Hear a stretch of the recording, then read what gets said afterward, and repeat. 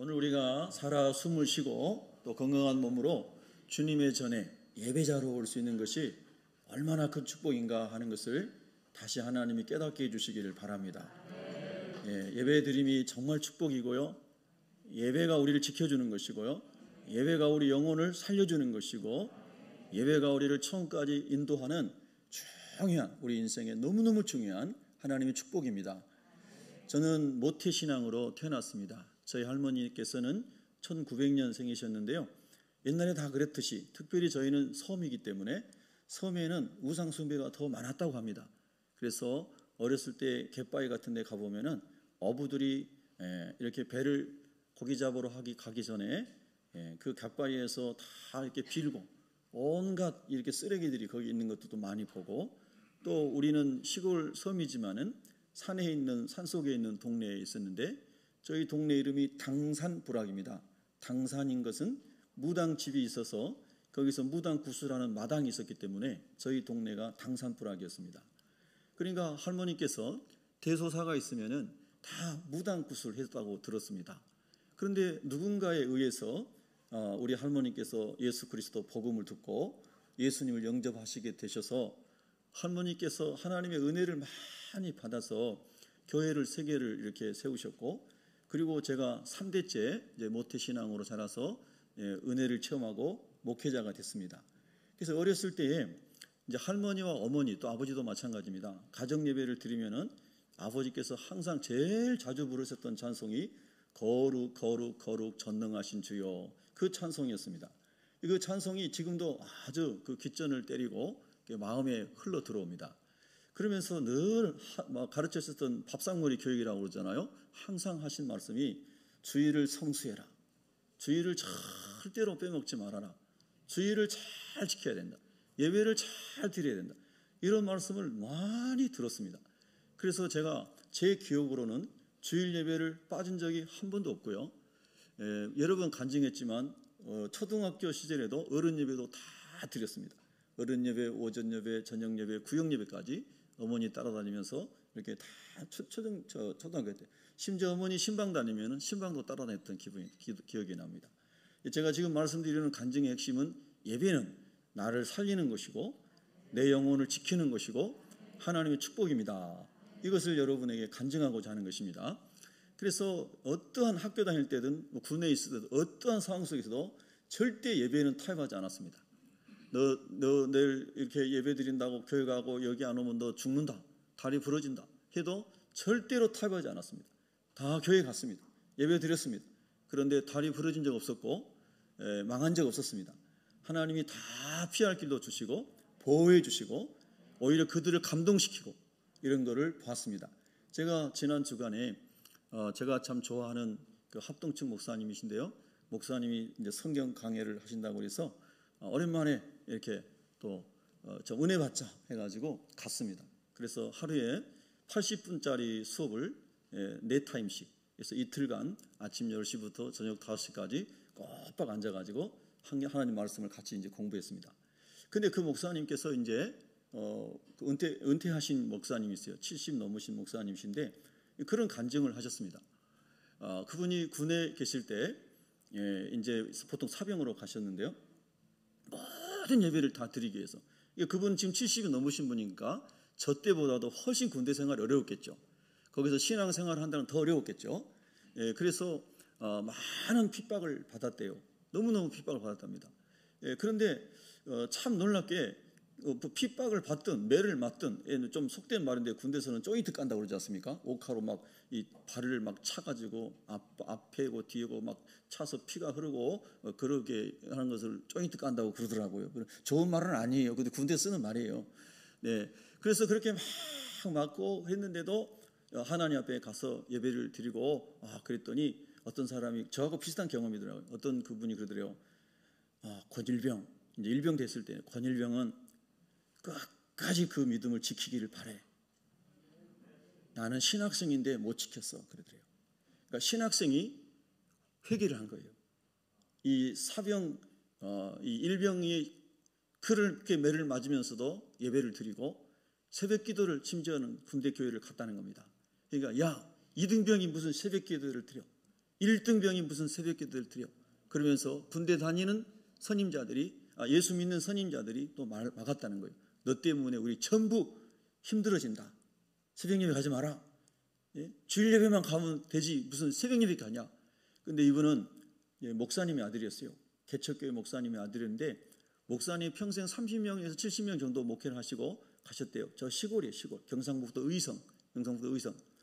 그래서 이분이 아버지로부터 신앙을 잘 전수를 받아서 군대 가가지고 그렇게 맞으면서도 주일 예배를 다 드리고 새벽 예배를 빠지지 않고 다녔다는 겁니다.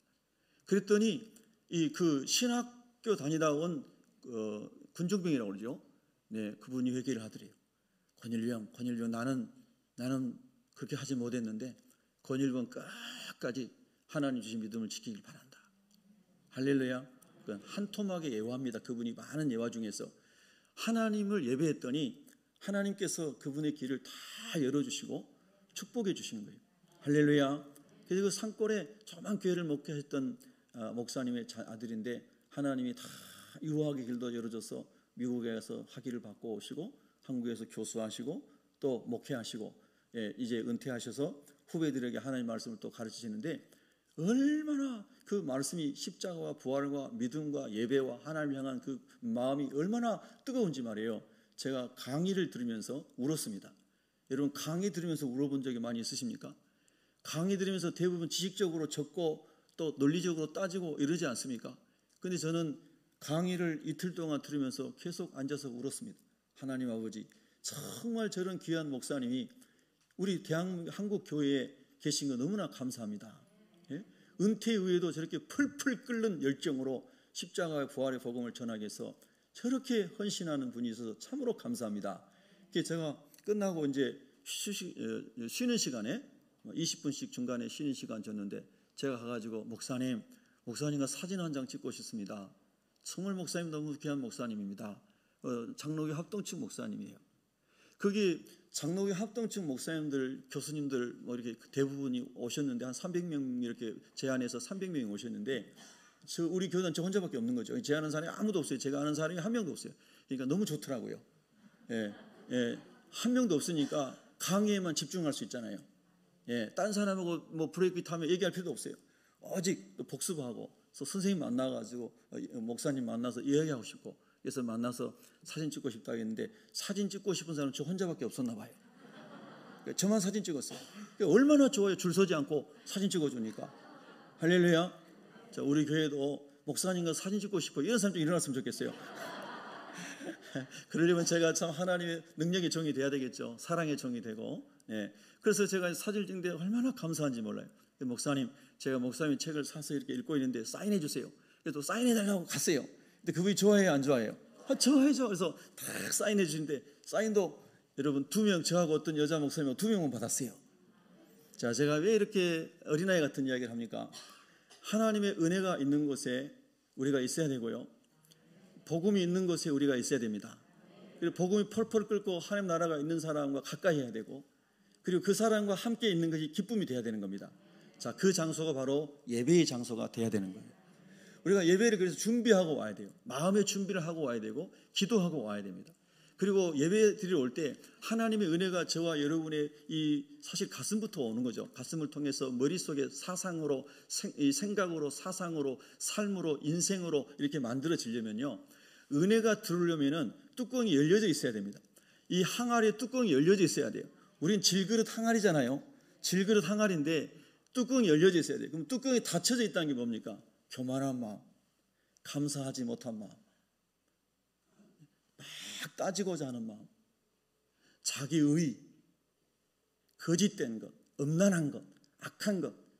오늘 또 교회 가서 어떻게 부자 되볼까? 이런 육신의 정욕, 이런 것들이 전부 은혜의 통로를 막고 있는 뚜껑이에요. 항아리 뚜껑. 여러분 오늘 이 시간에 우리가 주님 앞에 말씀을 드리려면요. 은혜를 받으려면 이 뚜껑을 다 열어야 되는 것입니다. 여러분 아침부터 교회 오시면서 기쁜 마음으로 막 설레가지고 오신 분도 계실 거고요.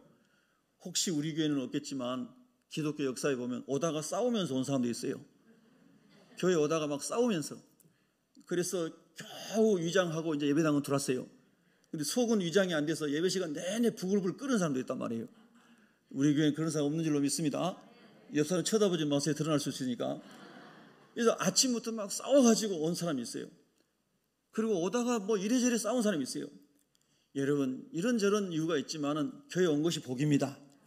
근데 오셨으니 하나님께서 뚜껑을 다 열어주시고 교만한 마음을 내려놓게 하시고 회개하게 하시고 자꾸 남을 따지고 비판하고 뭐 이렇게 하는 마음을 하나님이 다 지워주시고 하나님 오직 예배를 통하여 내 마음이 어린아이가 되게 하시고 누구를 보든지 축복하고 섬기게 하시고 감사하게 하시고 결점이 보이고 허점이 보일 때는 내가 저런 사람입니다 라고 나를 깨닫게 하시고 주님의 큰 마음을 주십시오 라고 기도할 수 있는 사람이 되게 하여 주시옵소서.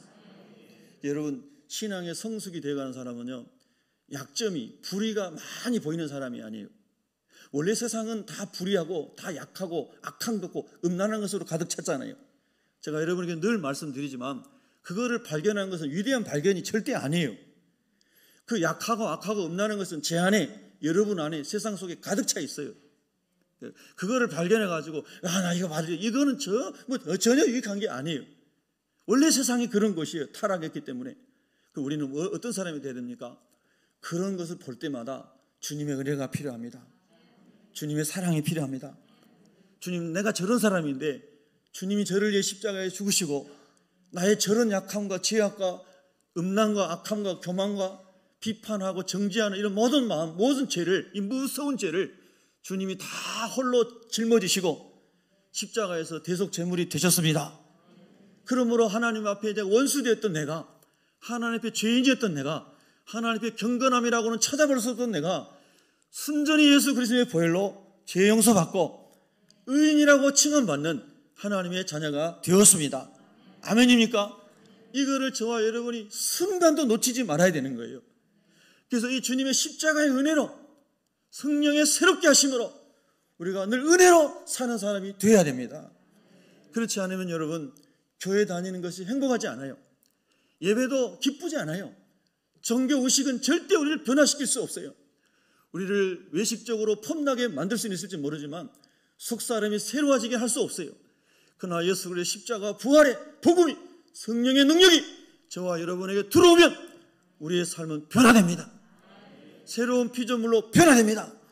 하나님께서 우리를 그리스도 안에서 하나님의 자녀 삼았어요. 법적으로 너는 이제 내 자녀라 하고 생명책에 기록해 주셨어요.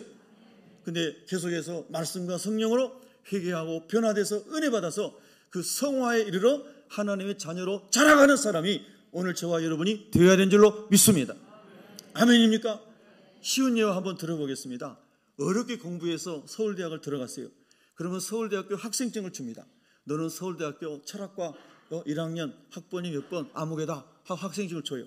근데 이 학생이 학생증을 받았는데 학교 다닐 때 공부를 하나도 안 해요. 수업에도 안 들어와. 선생님이 가르쳐도 막 딴 것만 보고 있어. 막 야한 거 보고 있고 악한 거 보고 있고 막 수업 시간에 막 이러고 있어요. 그런 사람이 있다는 게 아니라 예를 들은 거예요. 예.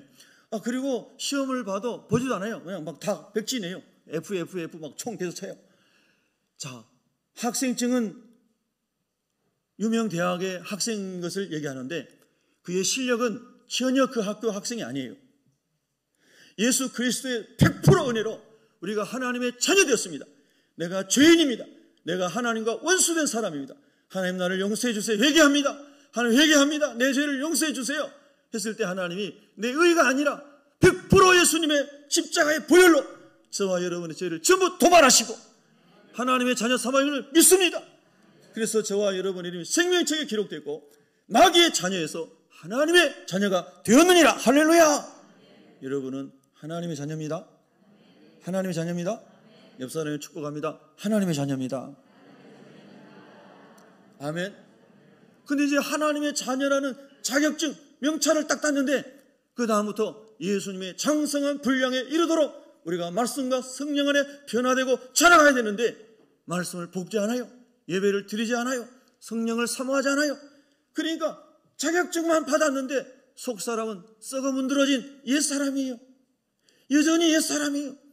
예수님 믿은 지 50년이 되는데 예수님 닮은 게 하나 없어요. 늘 똑같이 남을 비난해요.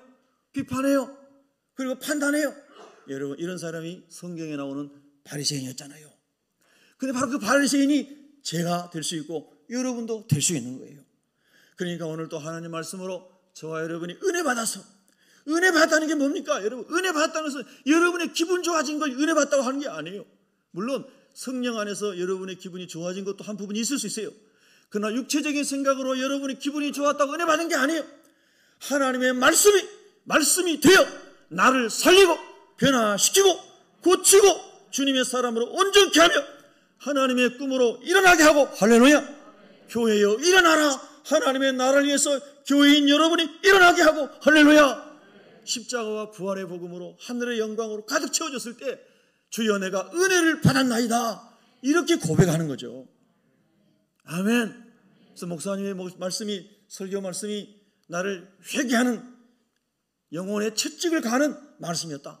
그런데 내가 그 말씀을 듣고 내 영혼이 깨어났다. 그럼 은혜 받은 거예요. 그런데 내가 싫은 말을 했어요. 나 변화되기 싫은데 회개하라고 얘기하는 거예요. 나 음란한 생활이 너무 좋은데 음란을 버리라고 말하는 거예요. 나는 탐욕적인 생활이 너무 좋은데 탐욕은 죄라고 말하는 거예요. 그러면 오늘 은혜 하나도 안 받았다고, 그 사람은 복음을 모르는 사람이에요. 복음은 우리를 변화시키고 살리는 것입니다. 우리가 하나님의 자녀답도록 복음을 우리를 날마다 치유하고 고치고 하나님의 사람으로 온전케 인도해 가시는 그것이 바로 복음입니다. 할렐루야. 사랑하는 성도 여러분, 오늘도 주님의 은혜가 그런 의미로 우리에게 부어지기를 축복합니다. 축복합니다. 은혜가 임하기를 축원합니다. 여러분, 오늘 성경에 보면은 교회가 무엇입니다? 교회의 특징에 대하여 42절에 이렇게 설명하고 있습니다. 42절 같이 읽습니다. 시작.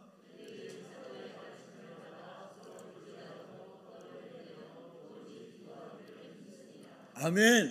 여러분, 제가 사도행전 다시 복습합니다.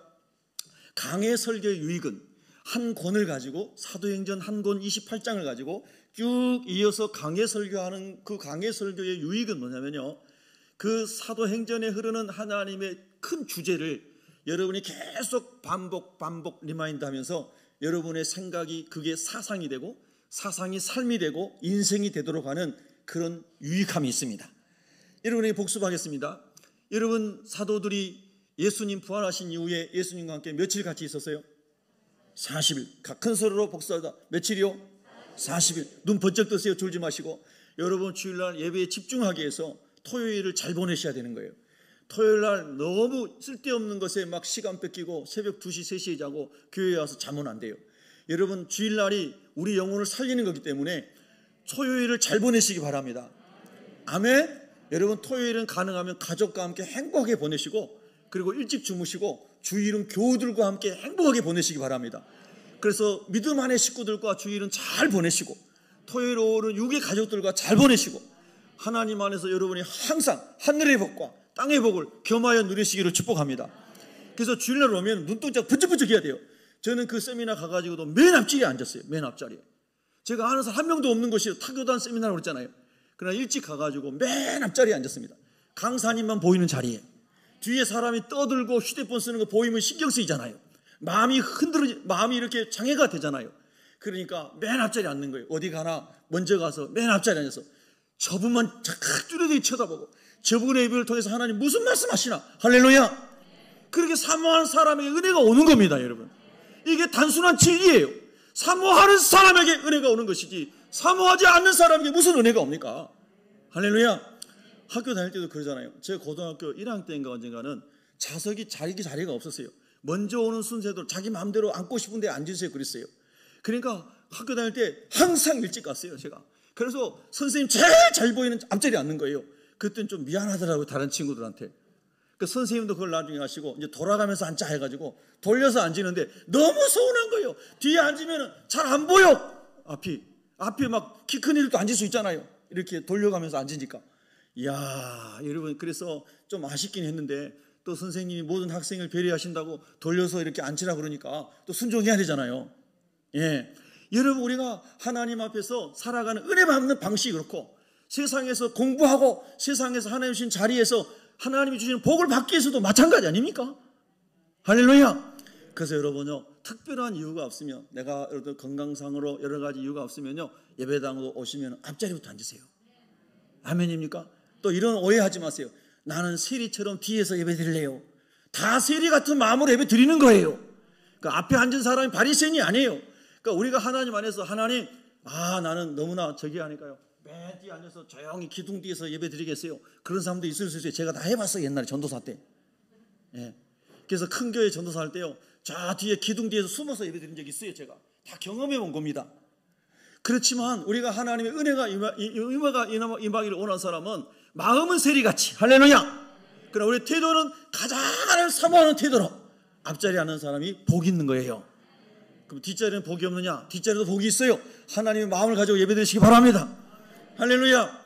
자, 여러분 보세요. 벌써 제가 건 10분 동안 예배드리는 사람의 마음과 태도에 대해 설명한 거예요. 왜 그런 줄 아세요? 태도가 고도를 결정한다는 말을 제가 수도 없이 했죠. 사람의 태도와 마음이 복을 받고 안 받고를 결정하는 거예요. 내가 학교 다닐 때 어떤 선생님이 아이들이요, 선생님을 만나는데 저 선생님 너무 싫은 거예요. 그럼 그 학교는 다 망쳐요. 공부할 생각 하나도 없어요. 근데 너무 어려운 과목인데 선생님 너무 좋은 거예요. 그러면 공부가 돼요. 다 경험해 보셨잖아요. 예배도 똑같아요. 내가 하나님 너무 좋은 거예요. 우리 목사님에서 막 기도하고 갔어요. 우리 목사님 부족하고 연약하고 너무나 형편없는 사람이지만은 하나님 아버지 저 바보 온달 같은 목사도 하나님이 잘 빚어서 고구려의 장수가 되게 해주시옵소서. 만약 여러분이 저를 위해서 그렇게 기도하고 왔으면은 예배가 엄청 하나님의 은혜가 임할 것입니다. 할렐루야. 그래서 하나님 아버지 우리 목사님이 성령의 불에 임하고 하나님의 성령의 금이 말씀을 통해 나오게 하여 주시옵소서. 오늘도 그 말씀을 통해 나를 살려주시고 하나님의 군대로 나를 일으켜 주시옵소서. 그런 기도하고 온 사람은요 오늘 막 정신이 바짝 들 겁니다. 눈이 초록초록해지고. 아멘입니까? 이렇게 우리가 주님 앞에 와야 되는 거예요. 할렐루야.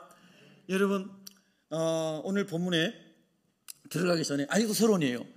요한계시록 1장 10절에 보면은, 자 여러분 긴장을 풀기 위해서 옆 사람을 얘기합시다. 아직도 서론이랍니다. 할렐루야. 근데 여러분 이런 게 있어요. 서론에서 은혜가 임하면 결론은 그냥 지나가도 되는 거거든요. 저는 하나님의 기름 부으심에 대해서 굉장히 사모하고 기도하고 있습니다. 수많은 말을 해도, 수많은 논리적인 것을 얘기해도 성령이 임하지 않으면 다 헛수고입니다. 근데 하나님의 성령이 임하면 영혼이 100년 제자 훈련해도 100년간 교회 다녀도 안 바뀌는 사람이 하나님의 성령의 불이 임하면 순간에 바뀔 수 있습니다. 여러분 진짜입니다. 그렇게 베드로와 120명이 변화된 겁니다. 예수님 따라다니며 3년 이상을 훈련받았지만 변화되지 않았고 천국 확신이 없었고 부활의 확신이 없었던 사람들이 부활하신 이후에 예수님과 함께 있으며 성령 세례 받은 다음에 완전히 바뀐 겁니다. 그래서 성령 세례가 중요한 거예요. 여러분 오늘이 오늘 우리 예수 믿는 사람 무슨 요일이라고 그러죠? 무슨 날이라고 그러죠? 주일이라고 그럽니다. 주일. 세상에서는 태양력으로 일요일이라고 그러지만 우리 예수 믿는 사람은 주일이라고 그래요. 주일에 무엇이 약자입니까? 주일이 주의 날의 약자입니다. 한번 따라 합시다. 주의 날. 주의 날이 뭡니까? Lord's Day. 주의 날이 뭡니까? 예수님이 죽음과 사망과 모든 그 음부의 권세를 이기고 부활하신 날, 승리하신 날. 할렐루야. 그날이 주의 날입니다. 주의 날은, 이 주일은 모든 날이 우리가 이제 예수님 안에 살기 때문에 주일이 될 수 있지만 우리가 날짜로 볼 때 주님이 부활하신 이 일요일 새벽은, 이 주의 날은 사망에 묶인 자들이 살아나는 날. 할렐루야. 인생의 무거운 짐에 눌린 사람들이 예수님의 부활 소망으로 풀려지는 날. 모든 음란과 악함과 죄악에 묶여있는 사람이 예수님의 생명의 복음으로 해방되는 날. 아멘입니까? 핍박과 어려움 속에, 가난과 저주 속에 묶여있는 사람이 복음의 능력으로, 부활의 능력으로, 천국의 소망으로 풀려지는 날. 그게 주의 날이에요. 생명의 날입니다. 일어나는 날입니다. 춤추는 날입니다. 할렐루야. 요한계시록 1장 10절에 보면은 바로 그 주의 날에 사도 요한은 에게해, 지중해 안에 있는 에게해의 그 반모섬에 주의 말씀으로 인하여 고난을 당하고 거기 붙잡혀가지고 갇혀 있는데, 주의 날에 사도 요한이 우울했다. 주의 날에 사도 요한이 막 이 세상의 로마 정부를 비난하라고 정신이 없고 마음이 상하고 무너져 있었다. 이렇게 성경에 기록하지 않습니다. 주의 날에 사도 요한이 반모섬에서 하나님께 기도하고 있는 거예요. 주의 날에 저와 여러분이 세상을 원래 악하고 원래 소란스럽고 그 마귀가 역사한 세상은 주님 오시는 그날까지 끝없이 그럴 거예요. 그러나 그리스도인들은 주의 날에 주님 앞에 앉아서 무릎을 꿇고 기도하며 찬송하며 예배를 드릴 때 할렐루야, 그때에 요한계시록 1장 10절 보세요. 성령이 오셔서, 할렐루야, 성령이 오셔서 사도 요한에게 하나님 나라의 비밀을 알려주시려고 열어서 계시하여 주시면서, 할렐루야, 주의 말씀을 부어주실 뿐만 아니라, 여러분, 사도 요한이 하나님께 들림받아서 하나님이 사도 요한을 끌어올려서, 할렐루야, 끌어올려서 하늘 보좌 앞으로 끌어올려서 하나님 나라의 놀라운 영광스러운 실체를 사도 요한에게 보여주신 줄로 믿습니다. 보여주신 줄로 믿습니다. 저와 여러분이 세상에 수고하고 무거웠고 힘들고 어렵고 지금도 탄식하고 눈물 흘리고 이런 사람이 얼마나 많습니까? 위로부터 하나님의 위로가 그분들에게 임하기를 바랍니다. 고통 가운데 있는 사람들, 눈물 흘리는 사람들, 한 맺힌 사람들, 억울한 죽음을 당한 사람들, 모든 사람에게 하나님 위로의 하나님이 함께 하시기를 바랍니다. 저는 중학교 2학년 때 아버지께서 의료사고로 즉사해서 돌아가셨고, 그 다음에 그 충격으로 가을에 할머니가 돌아가셨고, 그 다음에 바로 옆에 우리 작은 할아버지가 돌아가셔서 한 해에 3번 장례 치는 것을 봤습니다. 한 해에 3번. 참 비통한 일이죠. 서울에서 목회했던 제 작은아버지 목사님 오셔가지고 막 통곡을 하면서, 지금도 그 통곡하고 막 어쩔 줄을 몰라하는 작은아버지 이미지가 지금도 생생하게 생각이 납니다. 우리 형님 살려내라고, 우리 형님 살려내라고. 왜냐하면 할아버지가 일찍 돌아가시고 우리 아버지께서 17살에 만주에 가서, 만주에서 노동해서 돈 벌어 와가지고 어머니 살리고 동생들 다 키우고 장남인 아버지가 그렇게 해서 바로 밑에 동생을 박사까지 만들어서 서울에서 그렇게 이제 큰 목회를 하고 계시는데, 어느 날 갑자기 형님 죽은 거 아니에요? 의료사고로 주사 한번 잘못 맞고. 예. 그래 와가지고 통곡을 하면서 우리 아버지 같고 큰형이죠, 형을 살려내라고 막 부르짖는 작은아버지의 모습이 지금도 생생해요. 얼마나 고통스럽겠어요. 얼마나 아프겠어요. 기가 막힌 일인 겁니다. 근데 여러분 보세요. 제가 예전에 그런 얘기 했잖아요. 저는 얼마나 슬프겠어요. 우리 아버지가 돌아가셨으니까. 남 아버지 아니잖아요. 그죠? 근데 제가 속으로 이렇게 생각했어요. 우리 작은아버지 목사님 믿음이 부족하다. 여러분 오해하지 마세요. 오해하지 마세요. 아니 목사님이 적당히 슬퍼하셔야지 저렇게 통곡을 하시나. 여러분 저 실제로 그랬습니다. 여러분 잘 생각하고 들으셔야 돼요. 슬픔을 슬퍼하지 말라는 얘기 아닙니다. 슬픈 자와 함께 슬퍼하고 애통한 자와 함께 애통하고 위로해야 됩니다. 여러분 오해는 절대 하지 마세요. 그런데 제가 작은아버지 모습을 보면서 할머니로부터 이야기를 들었기 때문에 작은아버지가 저렇게 슬플 수 있겠다는 생각을 했어요. 그러나 너무 지나치다라고 어린 나이에 제가 중학교 2학년 때 제 마음으로 생각을 했어요. 저 슬픔이 이해는 되지만, 난 우리 아버지잖아요. 슬픔이 이해는 되지만 저렇게까지 해야 되나? 정말 천국을 믿는 것일까?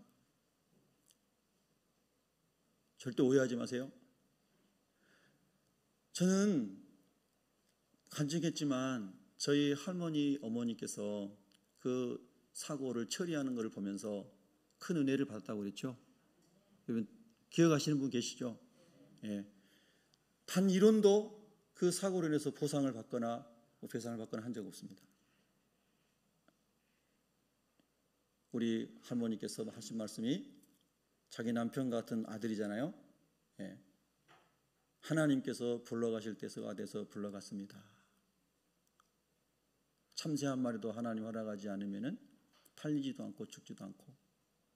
전 지금도 생생하고요. 저희 어머니도 그 길로 과부가 되고 서울에 올라와 식모사를 20몇 년 하셨지만은 그때 우리 어머니 똑같이 할머니 같은 고백을 했습니다. 예. 저는 그때 우리 할머니의 믿음이 목사님인 작은아버지보다 믿음이 더 크다고 생각했습니다. 아니 실제로 제 마음이 그랬어요. 예. 정말 예수님의 부활과 천국이 믿어지면 이 극심한 고통도 초월하는 능력이 있는 거구나. 이 감당할 수 없는 이 평생 응어리지고 살아야 될 이 고통도 천국이 믿어지면 극복이 되는구나. 할렐루야. 저는 우리 집에서 경험했습니다. 할머니 어머니 통해서. 저는 정말 정말 우리 할머니 어머니 너무나 고마워요. 그 길로 우리 어머니는 서울에 와서 식모살이를 20몇 년을 했지만 저는 계속해서 우리 어머니 너무너무 좋은 거예요. 너무너무 감사하고 지금도 어머니 생전의 찬양을 제 휴대폰에 가지고 다니면서 듣습니다.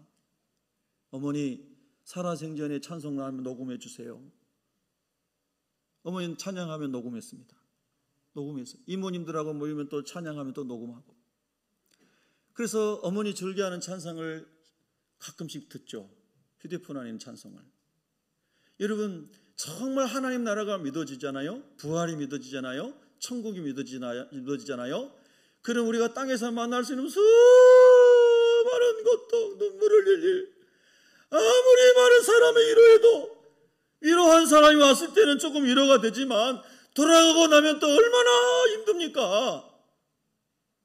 죽은 사람이 살아올 수 없잖아요. 억울하게 죽은 사람이 살아날 수 없잖아요. 억울한 일이 풀어지지 않는 일이 너무나 많잖아요.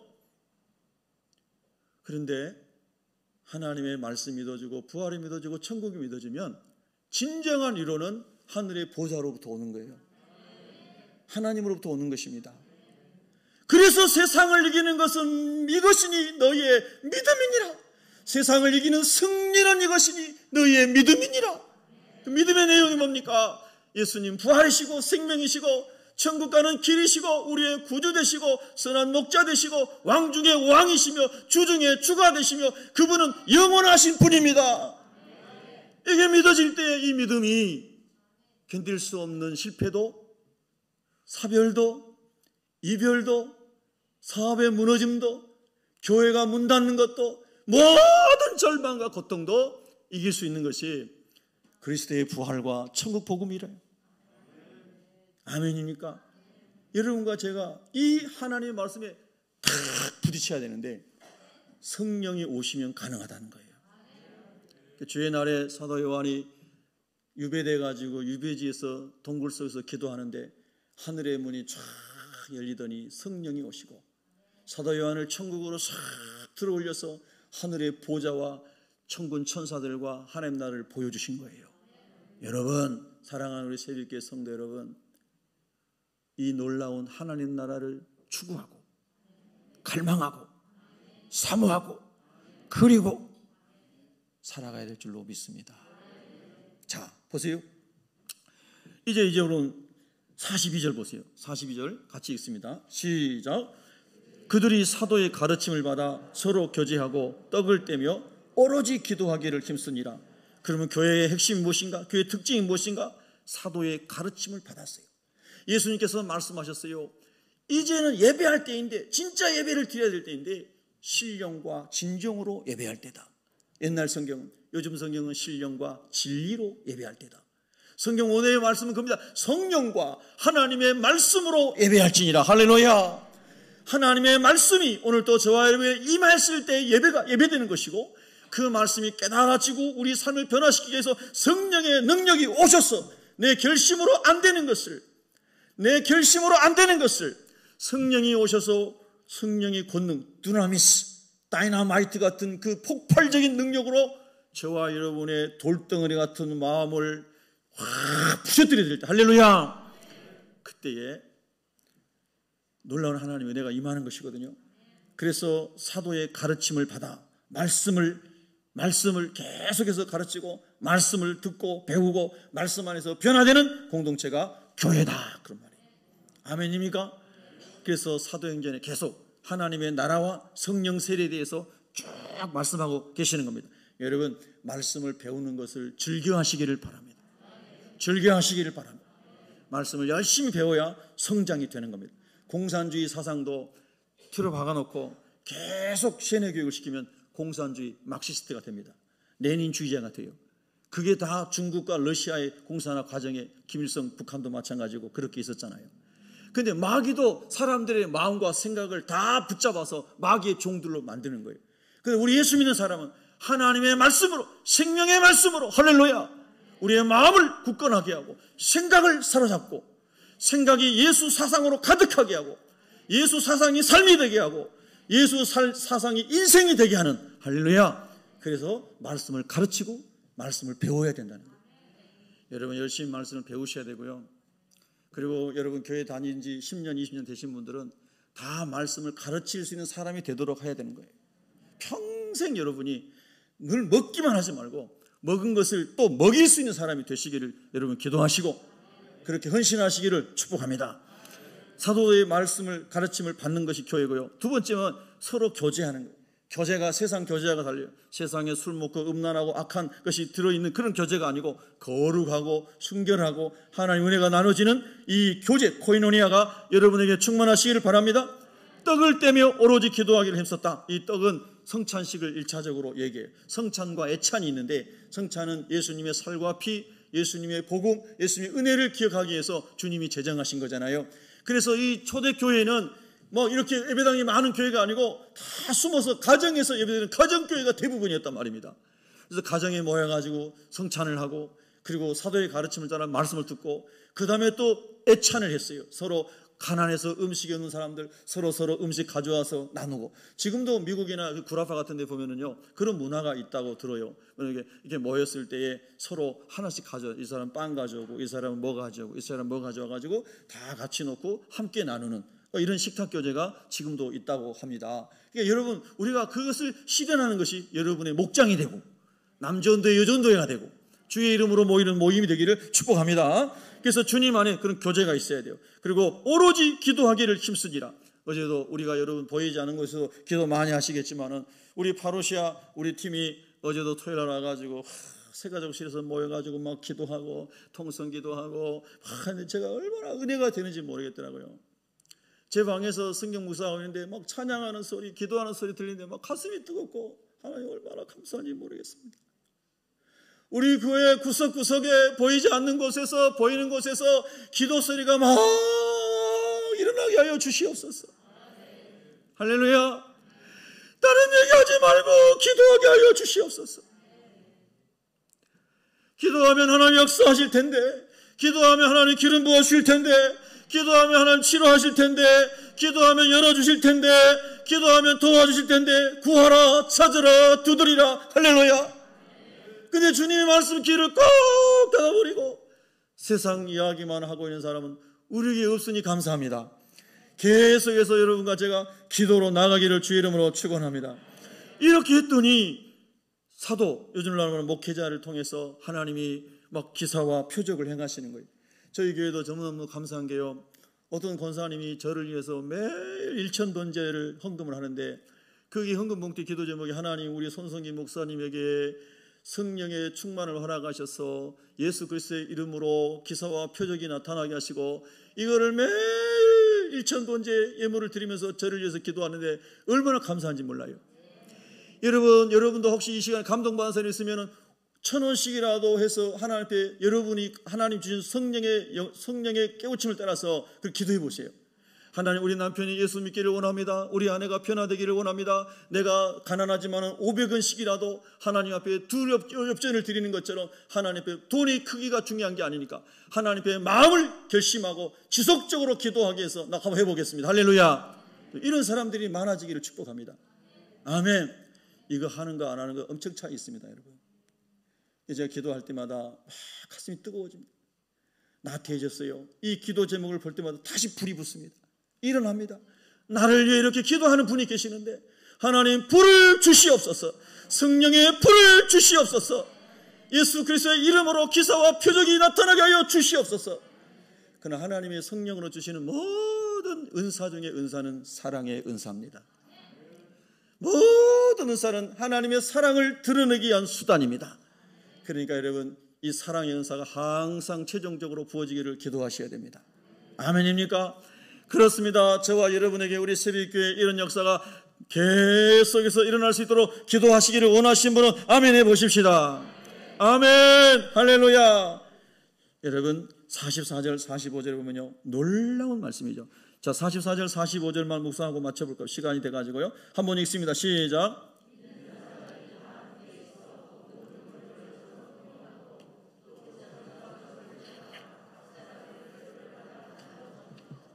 아멘.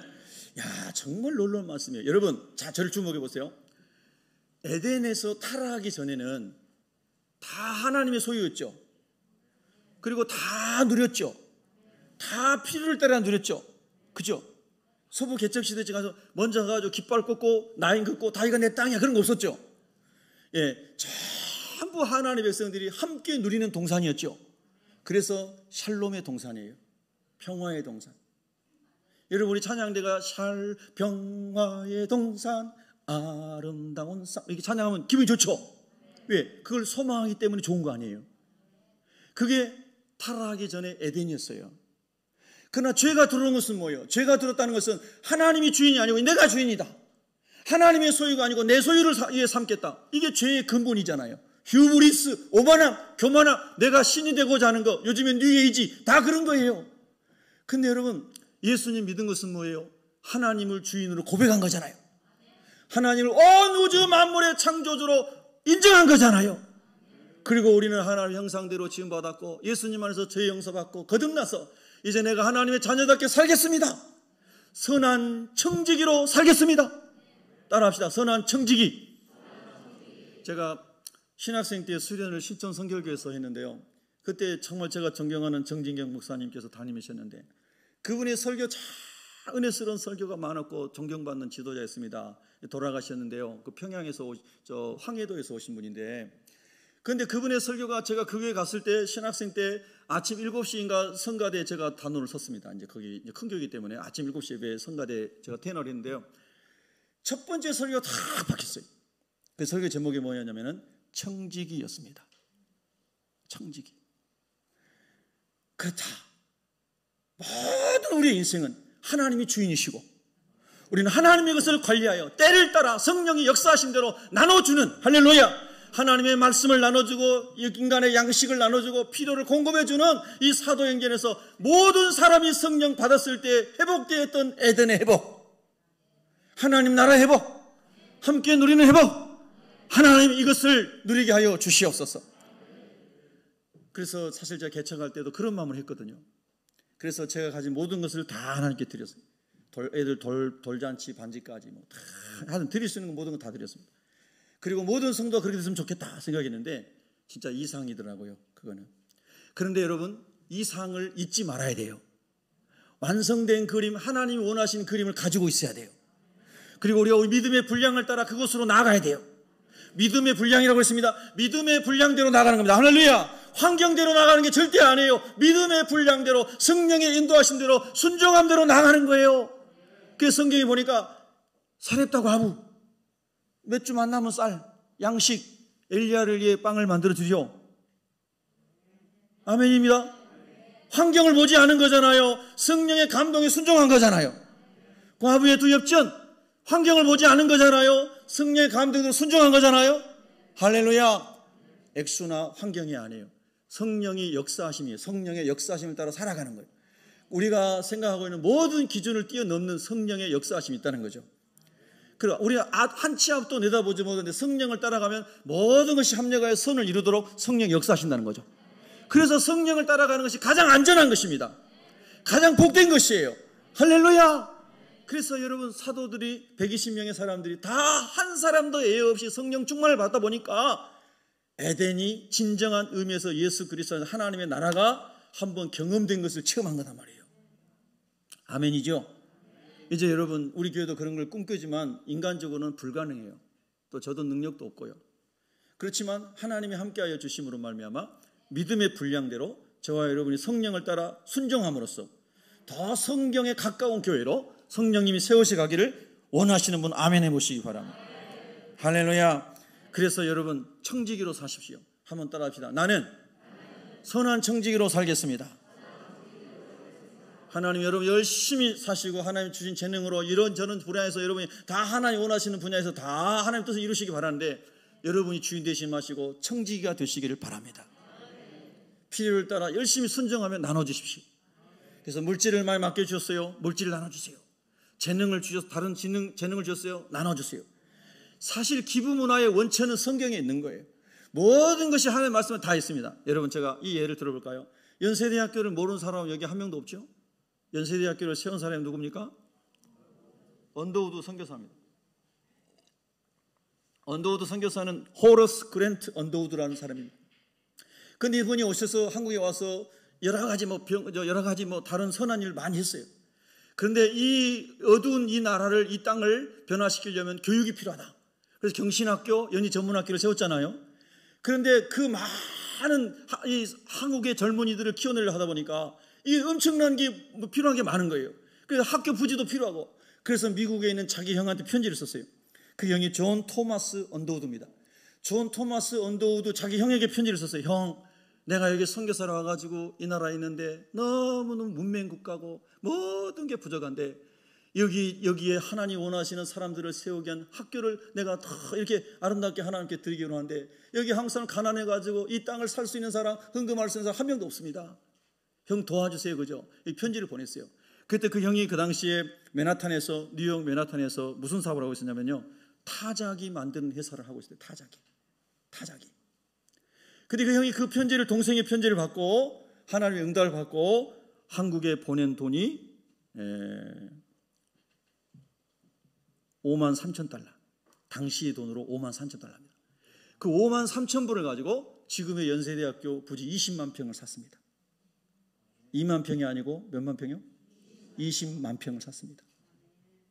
그 이해도 얘기가 너무 많지만요, 시간이 없으니까.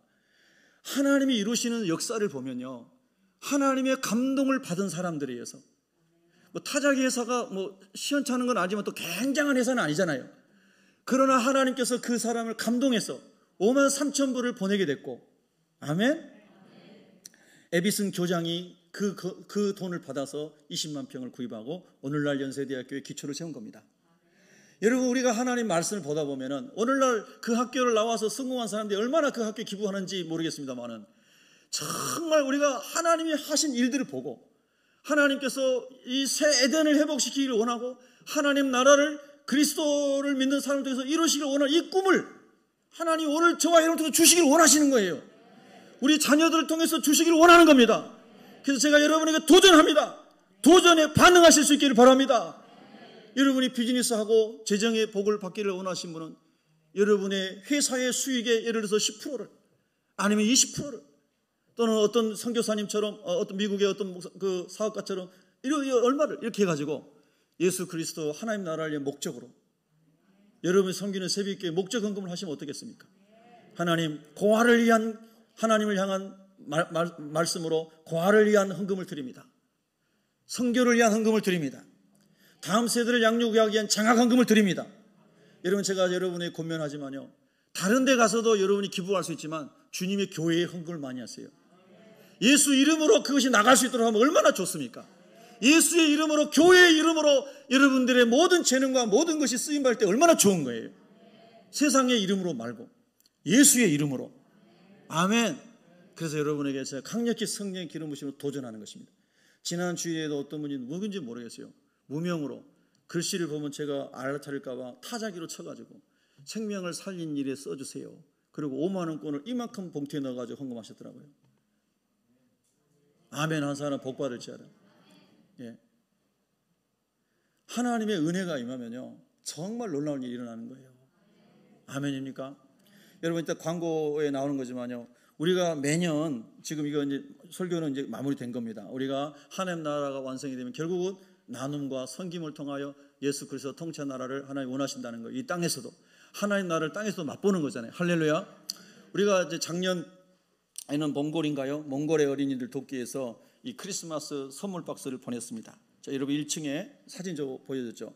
이게 이 크리스마스 선물 박스인데요, 이 박스에 2만 원 이하의 어린이 아이들이 좋아하는 것을 사가지고 담아요. 그 다음에 이 엽서에 여러분이 이 아이 누가 받을지 모르지만 편지를 써요. 그래서 이 편지를 넣어요. 그리고 이 고무밴드로 이렇게 이제 해가지고 교회 오시는 거예요. 그 다음에 이거를 전해주는 건 어떤 내용을, 어떤 걸 담아야 되는가 하는 것은 여기 브로셔에 자세하게 여자아이, 남자아이 나이별로 종목이, 여기 품목이 있어요. 이걸 참고하시면 돼요. 그렇게 해서 이제 이걸 하나 만들어요. 예, 작년에도 우리가 여러분 많이 참여해가지고 한 500여만 원 정도까지 이렇게 보낸 것 같습니다. 그리고 이 봉투는 이제 우리는 빵만 보내는 게 아니고 선물만 보낸 게 아니고 선교사님들이 다 일일이 한 가지 한 가지 전해주면서 예수 그리스도의 복음으로 양육을 해요. 그래서 복음 양육 교재비예요. 2만 원은. 이해가 되세요? 그래서 한 어린이를 내가 돕고 싶다면은 4만 원 하면 좋고요. 나는 목사님 그렇게 안 되는데요. 그럼 1,000원 하셔도 돼요. 1,000원. 중요한 것은 마음으로 하나님과 함께 이 사역에 참여하는 거예요. 할렐루야. 할 수 있는 사람은 이렇게 하시고, 나는 선물 박스만 하겠습니다. 그것만 하시고, 나는 그냥 1,000원만 헌금하겠습니다. 그거 하시고, 하나님의 감동대로 하시다 이 말이에요. 할렐루야. 절대로 물질에 시험 받지 마세요. 하나님이 다 채워주십니다. 이런저런 모양으로. 하나님의 일이기 때문에. 아멘입니까? 그리고 이렇게 하나님의 선한 일을 할 때 절대 마귀 시험에 들지 않도록 여러분이 마음을 감사함으로 지켜야 되는 거예요. 그래서 이번에는 우크라이나에게 보냅니다. 우크라이나 아이들에게 보내요. 그러니까 여러분이 기도하시고, 하나님, 한국 땅에도 어려운 사람 많지만, 여러분 잘 알지만요, 지금도 우리 교회가 매월 쌀 나눠주고 있지만은, 사실 개인적으로 볼 때는 한국은요, 나라에서 쌀 다 나눠줍니다. 제가 주민센터 가봤다니까요. 쌀 좀 도와드릴까 했더니 안 가져도 됩니다. 쌀 넘쳐납니다. 그러더라고요. 예. 그래도 혹 사각지대에 쌀이 필요한 사람이 있으면 나눠줘야 되지만, 그렇지 않고 쌀이 필요하지 않은데도 나눌 필요는 없는 거예요. 필요한 곳에 보내야 되는 거예요. 할렐루야. 잘 점검하셔야 돼요. 사역자들은 그런 사역을 하면서. 그래서 하나님 아버지, 정말 저 먹을 것도 없고 이 추운 겨울이 다가오는데 저 아이들이 어떻게 살겠습니까? 하나님, 우리나라는 그래도 하나님 복을 주셔서 사회보장제도도 그래도 많이 잘 돼 있고 다 굶어 죽지 않도록 나라에서 쌀도 주고 다 주잖아요. 예? 심지어는 제가요, 지난번에 어떤 분에게 쌀 2푸레를 기증받았습니다. 그 무슨 쌀인 줄 아세요? 나라에서 준 쌀인데 넘쳐나서 다 못 먹으니까 저보다 가져가라 해서 제가 2푸레 가져왔습니다. 네, 사실이에요. 그러니까 우리가 하나님 안에서, 하나님 정말 성령의 인도를 받고 우리가 살게 도와주셔서 기도하셔야 되는 게 요점입니다. 절대 오해하지 마세요. 할렐루야. 그래서 이번에는 우크라이나에 갑니다. 여러분 기도하시고 성령이 감동하신 대로 참여하시면 복됩니다. 자, 또 여기 여러분 주보에 있는 사람도 있고 없는 사람도 모르지만 여기 VIP 초대장이 있습니다. Jesus loves you. 예수님 당신 사랑하십니다. 귀중한 날 소중한 당신을 초대합니다. 11월 20일 추수감사주일이에요. 새롭게 시작할 수 있다는 것은 우리에게 희망을 줍니다. 예수님과 함께 시작할 수 있다면 그 길은 생명이 됩니다. 새벽교회. 여러분이 계속해서 기도하고 복음을 전하는 사람에게 이날 오세요 할 수 있지만 이게 쪽지를 주시면은 이거 가지고 기억할 수 있잖아요. 이 쪽지를 주시고 그리고 여러분이 초청하시고, 지난주에 말씀드린 것처럼 이분에게 점심 싸러 대접해야 되는데 내가 돈이 없다 하는 사람은 교회에서 다 지원해 드립니다. 여러분이 할 수 있는 사람은 여러분이 복을 받기 위해서 하시고. 할렐루야. 그래서 여러분 중요한 것은 하나님 아버지, 우리가 복음을 나눠주고 땅의 필요를 나눠주고 하나님의 나라가 우리 가운데 이루어지는 것을 날마다 체험하며 살게 하여 주시옵소서. 기도하겠습니다.